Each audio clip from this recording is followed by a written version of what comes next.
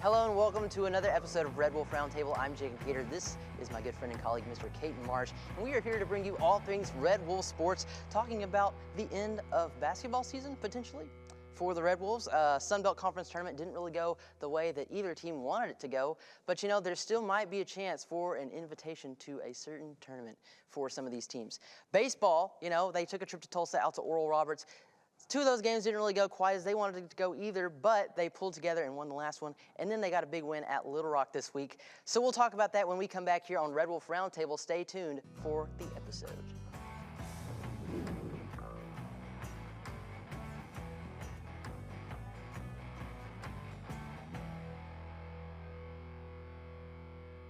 Students should watch ASU-TV just to see the creativity that a college student can get. The creativity that some of these students have is truly amazing.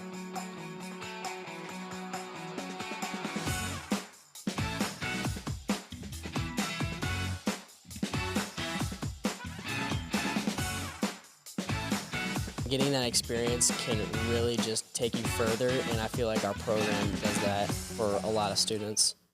Red Wolf Radio is a student-led organization at Arkansas State University wanting to hear your takes on pop culture, music, the news, and college life. Just about anything you can think of. Located in the Education and Communications building on campus, we are always looking for more volunteers. So if you're an Arkansas State University student, no matter the major, and this is something that interests you, shoot us an email at redwolfradio@astate.edu. That's redwolfradio@astate.edu. Let them hear you howl.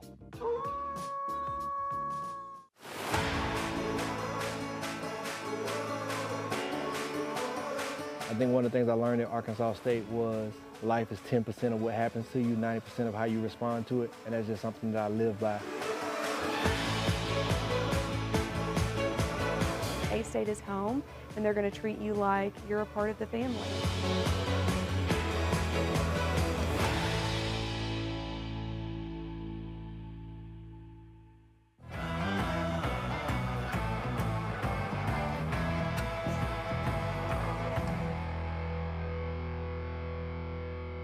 Welcome back here on Red Wolf Roundtable as we get ready to talk about the end of basketball season. You know, the men's basketball team went on the tournament, lost to Georgia Southern. The women's team lost to none other than Troy, who we've struggled with all year. But we'll get into that in a minute. You know, both of these teams went in this tournament. They were looking to make some big runs, especially the women's teams. We were hoping that they had a little bit more of a better outcome for both of them. But they ended up, you know, kind of slowing down there in the stretch of the tournament. Yeah, so we picked both teams to perform really well. And some of us had both teams going to March Madness. Unfortunately, that didn't happen, especially with the men's team as they lost first round to Georgia Southern. And one of the things that we've always talked about this year was play the three. They didn't do that again. They shot 40% from the three line, and ultimately it costed us. On the other turn, though, we shot 50% from free throw, and that hurt a lot of our offensive momentum and scoring output. Absolutely. First Sun Belt Tournament Conference loss for them was against, like we said, Georgia Southern. Final score was 80-77. So they kept it close the entire game. Player of the game was Matt Heyman. He had 21 points and 5 rebounds. Great way to go out for him. He had 50% from three as well. Matt Heyman, really, really good job from him. Personally, I don't expect the men's team to make any tournaments in the postseason. I don't really think there will be any invitational tournaments that they will get to be a part of. That's not the case for the women's team. I would not be surprised if this women's team went to the WNIT after the season that they had, finishing 24-9 on the year with 14-4 conference record. Of course, 2 of those losses coming from the team that beat us out of the tournament, Troy. First game of the tournament, though, was... They smacked ULM. Yes, they did. ULM 68, A-State 76. Let's talk about that one for a little bit because that was a very good game for the Lady Red Wolves. Yeah, absolutely. They shot really well. I think everything that we kind of wanted to see at the end of the season that wasn't translating very well translated to that first game. And obviously, in desirable fashion, they beat ULM to move on to the next round, in which we got stunned by Troy. It wasn't a great game in that Troy one, but I know you want to talk a little about ULM, so I'll let you talk about that before we get into that. Well, I was just going to highlight Mia Tarver, who had a really good game that game, 15 points, 3 rebounds, and 50% from both the field goal and from three-point land. I'm pretty sure every shot she hit was a three-pointer. But moving on to this Troy game that we've been talking about, A-State 73, Troy 83. It was kind of A-State would get a little closer to Troy, and then Troy would pull away again. So it was kind of one of those games that was a little bit frustrating for the Lady Red Wolves and for the fans that were watching. Yeah, absolutely. Because one of the games that we got to see when they played Troy was more about how they didn't play to standard on the reason they lost to that Troy and that home opener. But when we get into the playoffs, I think Troy just beat us at our own game. I think they played a lot faster. The defense was really good. They shot really well, especially efficiently. And we can't say that was the same case for Arkansas State. We obviously had players like D.R. Allen who shot really well and Peyton Fields who came alive, especially in that first quarter. But other than that, it was kind of stagnant. One of the players that I really wished I got to see more of was Crystalline Rose. I thought she got open quite a bit, but it just didn't seem like her confidence level was there. She would have a wide open look and then pass the ball. Obviously, she's a playmaker, but we know she can score, and unfortunately, she didn't do that. Absolutely. You talked about De'Ara Allen. She had 18 points and was 50% from beyond the arc. Peyton Fields was another one that you touched on. 13 points, 4 for 7 from the field goal, and 60% from 3. So both of those girls had really good games. Kind of coming in different parts of the games. Peyton Fields in the first half did really well, and De'Ara Allen in the second half did really well. But yeah, I mean, I would not be surprised to see this team in some kind of tournament, whether it be the WNIT or some other tournament in the postseason. It's not going to be the big dance, unfortunately, for us this year. But I think a WNIT bid is very realistic for this Lady Red Wolves team. Moving on, we've got our next segment coming up. We're going to talk about some baseball and what they did this past week right after we come back from break here on Red Wolf Roundtable, so stay tuned.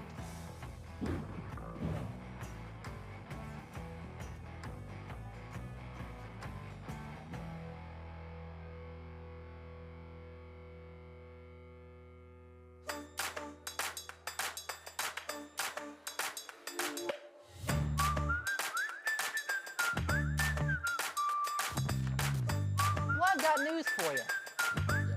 There it is. There it is. Students should watch ASU-TV just to see the creativity that a college student can get.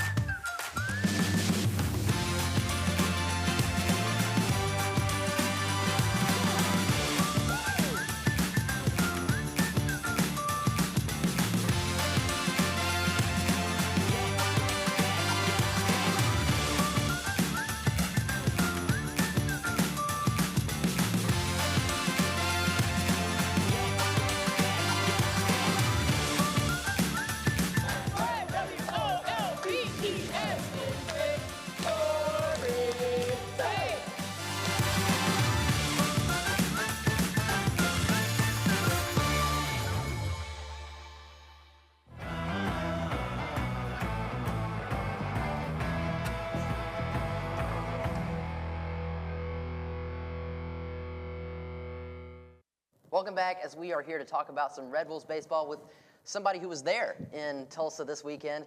Miss Julia McKee joins us on the show to talk about Red Wolves swinging the bats. And my headline here says, did the Tulsa tornado take the wind out of the Red Wolves? As someone who was stuck in the locker room with the team trying to fight out this tornado, I think it did. I think it kind of shifted from playing Friday, Saturday, Sunday to playing a doubleheader on Saturday and then a game on Sunday. I think it kind of did shift the momentum a little bit. We had a long day on Saturday, 14 innings going 2-3. It was a very close game. It was very long. Morale was there. It kept, especially when we got into the 10th, 11th, 12th inning, it kind of started to pick back up. As someone who works for the team, I can only say there were some calls that I didn't really agree with. Especially as someone who was videoing the game, I was like holding up my monitor and I was like, I got that call, like we got that. And I was like, challenge that, please. And we didn't, but that's okay. Like I said, long day on Saturday, and then we turned around and did really good on Sunday. Straight off the bat, Lane Walton home run. And then speaking of straight off the bat, first game, second pitch, Ashton Quiller hit one. And that was really what the team needed at the time. And I think having that long day on Saturday, then turning around and playing again on Sunday right before we came back home after being on the road for a week. I think that was something that we truly needed, was just to all kind of come together, having a little break on Friday, waiting out the tornado, playing a long game on Saturday, and then coming back and playing on Sunday. Absolutely, absolutely. You know, like you said, playing a doubleheader. After being scheduled to play 3 separate games on 3 separate days, playing a doubleheader is a little stressful for a team. Especially, you know, A-State's played hard all season so far. So, you know, grant them a little clemency. It's hard to play baseball straight. You know, Major League Baseball plays 162 games in a year, which is a crazy amount of games. College doesn't play near that, but still, the grind to go to all these games, especially on the road all the way in Tulsa, and every other place that they've been traveling so far this year is a little stressful. Talking about game one, it's 2-3 loss, 14 innings. Chase Richter was a dog that game. 6 innings pitched, 4 strikeouts, 1 walk, and 2 earned runs. Ashton Quiller, also 2 for 6 with the home run. Game 2, a 3-4 loss. This one was in 9 innings this time. Lane Walton, 1 for 4 with a 2-run bomb. That guy, Per usual. I mean, yeah. I mean, he's been hitting them all over the place this year. And that's not the only one that he's hit in this series, because he hit one in game 3. A home run, 2 for 4, 3 RBIs, and a walk. Tyler Weimer, your guy, Tyler Weimer, 5 innings pitched, 4 walks, or 4 strikeouts and a walk with no earned runs in game 3. Great so bullpen. I'm really liking the pitching that these Red Wolves have put together this year, whether it be, you know, the starting rotation or the bullpen. I think the Red Wolves pitching, it was pretty decent last year. I think this year they have the bats to match it. It's much improved because they're top 10 in ERA in D1 baseball. And one of the common themes that you'll see in our schedule, and I feel like a lot of people will attest to this, is when we lose, it's not by much. And when we have the pitching that we do, and like you said, balancing it out with the hitting, these games are going to go down to the wire every single time. Sometimes we might get outplayed, but you notice it's not by much. When we played Arkansas, it wasn't by much. It was by Ole Miss, it wasn't by much. EIU wasn't by much. And then when you go on to win, it's in huge fashion, like they did that 3rd game, winning 7-0. So overall, this is a great team. We're going to continue to talk about them all year, the rest of the year. They deserve the recognition that they get. Absolutely. And after that weekend series, Tuesday, they went down to Central Arkansas and played at Little Rock. Now, Little Rock, we've talked about this, a team that last year made the Super Regional and almost beat national champion LSU. Overrated, by the way. In a very, yeah. Shout out Tristan Harlan. Ashton Quiller in that game, a leadoff home run. He went 2 for 4, had an RBI. And then Cooper Garrison, 3 innings pitched, 3 strikeouts and an earned run. He did really good in that game. Just the offense for the Red Wolves as a whole did really good against UALR. You talked about it. There was one inning, it was the 8th or 9th inning, that they had about 5 or 6 runs. And so, you know, the offense is really coming together for these Red Wolves. And they're hopefully going to take that into the series that we have this week. First conference series of the season against none other but number 7 in the nation, Southern Mississippi. So hopefully they can take this momentum into that game and into that series and do some really good things, because they have them at home. So it'll be a home series. But we'll talk about that more later. Thank you, Julia, for coming on the show and talking baseball with us. We appreciate you being here as always. We'll take it to the break, and we'll be right back here on Red Wolf Roundtable.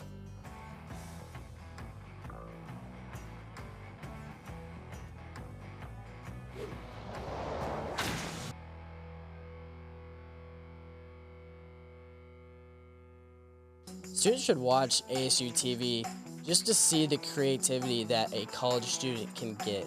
The creativity that some of these students have is truly amazing.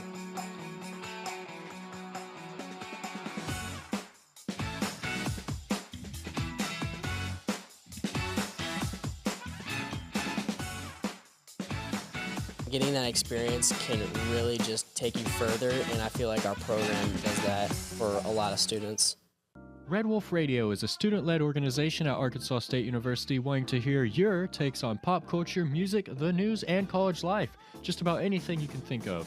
Located in the Education and Communications building on campus, we are always looking for more volunteers. So if you're an Arkansas State University student, no matter the major, and this is something that interests you, shoot us an email at redwolfradio@astate.edu. That's redwolfradio@astate.edu. Let them hear you howl.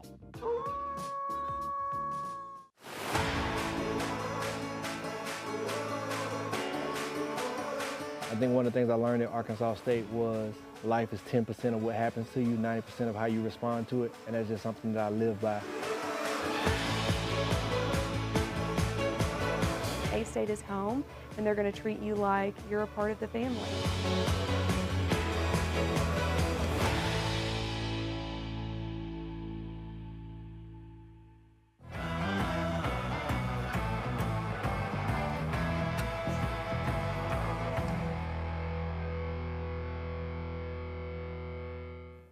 Welcome back to Red Wolf Roundtable, and as the great DJ Khaled once said, have you ever played rugby?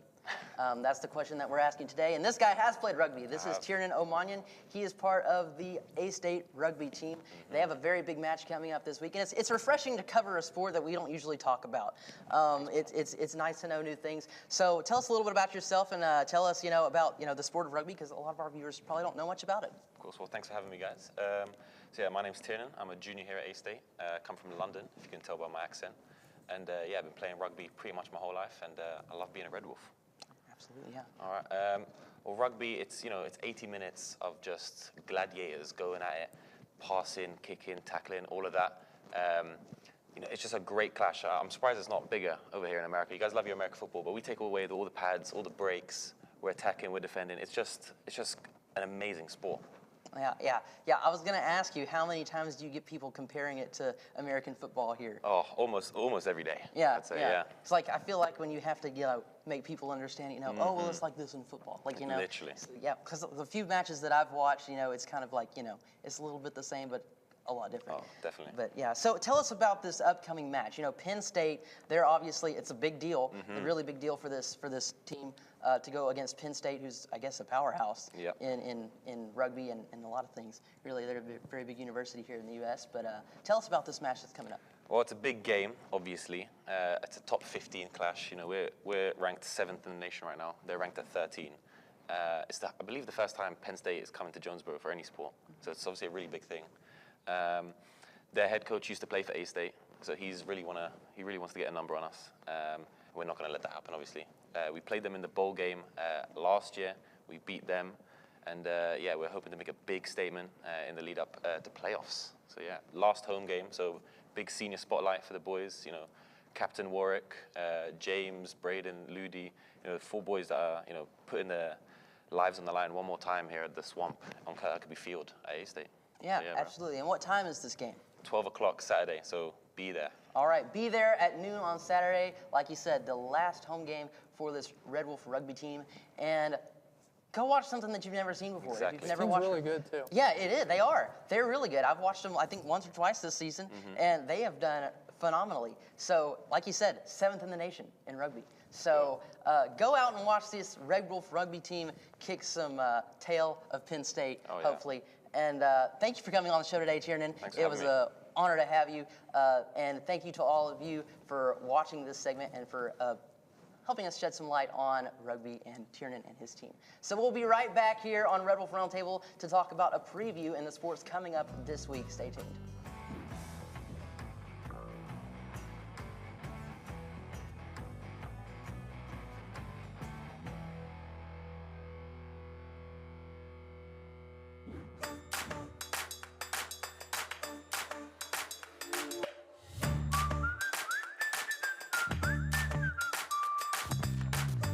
Well, I've got news for you. There it is. There it is. Students should watch ASU-TV just to see the creativity that a college student can get.